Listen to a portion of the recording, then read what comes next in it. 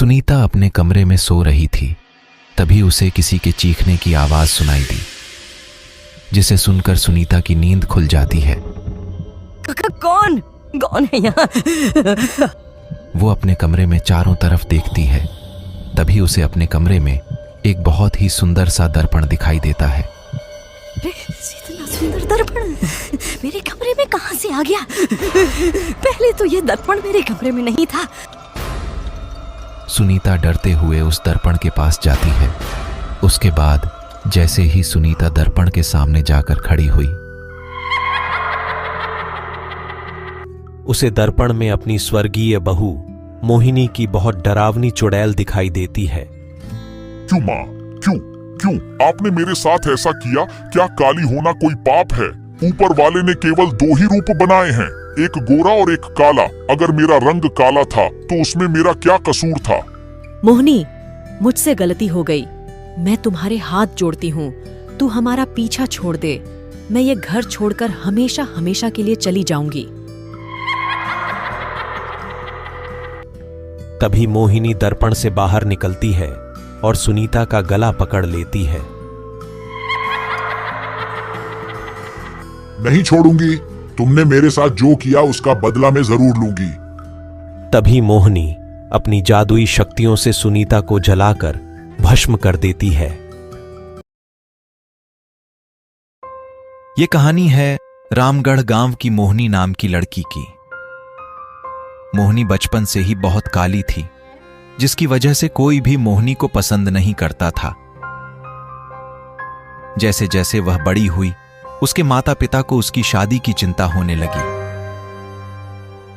एक दिन मोहिनी बहुत उदास होती है, इसलिए वो फूलों के गार्डन में घूमने के लिए जाती है, जहां उसे राघव नाम का लड़का मिलता है।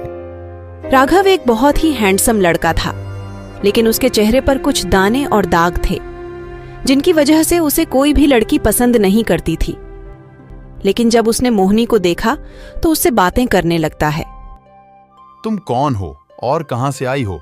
मैंने तुम्हें पहले कभी नहीं देखा इस गार्डन में। मैं यहीं पास में ही रहती हूँ। मेरा नाम मोहिनी है।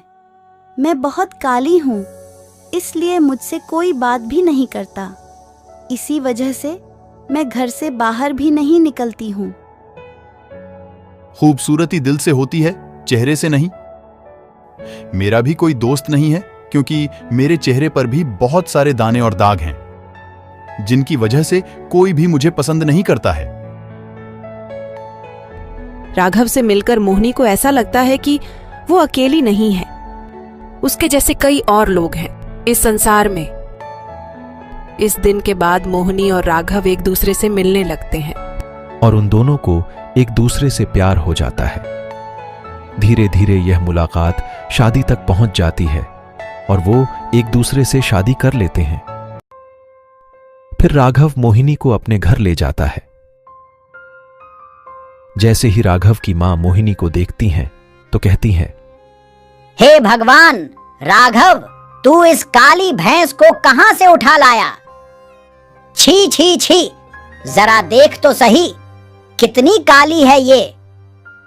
क्या मां, आप ऐसे कैसे बोल रही हो?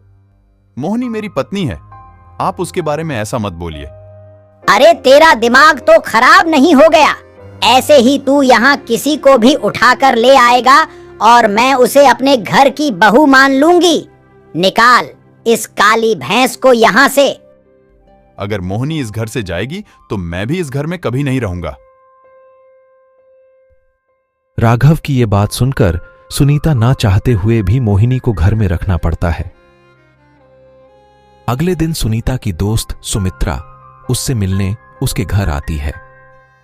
जैसे ही उसने मोहिनी को देखा तो उससे कहा, अरे लड़की सुन, तू इस घर की नौकरानी है ना? जा जल्दी से इस घर की बहू को लेकर आ, मैं उससे मिलने आई हूं। तभी सुनीता कहती है, अरे सुमित्रा, यही तो वो लड़की है जिससे राघव ने शादी की है। राघव की क्या मति भ्रष्ट हो गई थी जो इस काली भैंस को लेकर आ गया। सुमित्रा की ऐसी बात सुनकर मोहिनी रोते हुए अपने कमरे में चली जाती है और दर्पण के आगे बैठकर रोने लगती है। मुझे अपने आप से नफरत होने लगी है। मैं अब जीना नहीं चाहती। सुनीता मोहिनी के कमरे से बाहर यह सब बातें सुन लेती है और उसके दिमाग में एक आइडिया आता है। क्यों ना मैं इस मोहिनी को ऐसे मारूं कि लोगों को लगे उसने आत्महत्या की हो।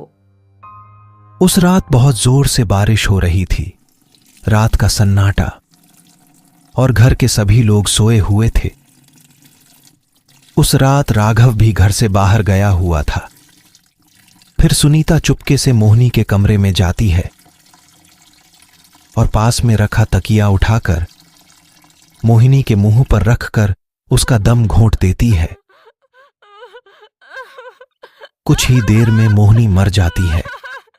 चलो, अच्छा हुआ, आज इस काली भैंस से छुटकारा तो मिल गया। कितनी बदनामी हो रही थी मेरी। अब मैं अपने राघव के लिए अपने पसंद की बहू लेकर आऊंगी। फिर सुनीता एक चिट्ठी लिखकर वहां रख देती है जिसमें लिखा था, मोहिनी ने अपने काले रंग की वजह से आत्महत्या कर ली। अगले दिन राघव सुबह जब मोहिनी के कमरे में जाता है तो वो उसे मरा हुआ पाता है और उसके पास एक चिट्ठी मिलती है।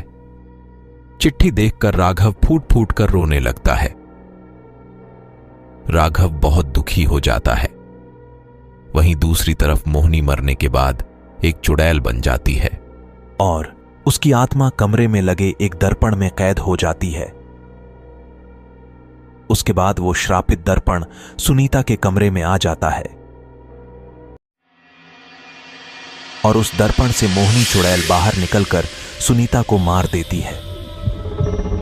यह सब राघव देख लेता है और वहां से भागता हुआ तांत्रिक के पास जाता है। तांत्रिक के पास पहुंचकर राघव तांत्रिक को सारी बात बता देता है। बाबा बाबा मेरी मदद करो बाबा, वो बहुत गुस्से में है, वो सबको मार देगी बाबा। उसके बाद तांत्रिक राघव के घर जाता है और वहां गंगा जल छिड़ककर मंत्र बोलने लगता है। तभी वो चुड़ैल वहां प्रकट होती है।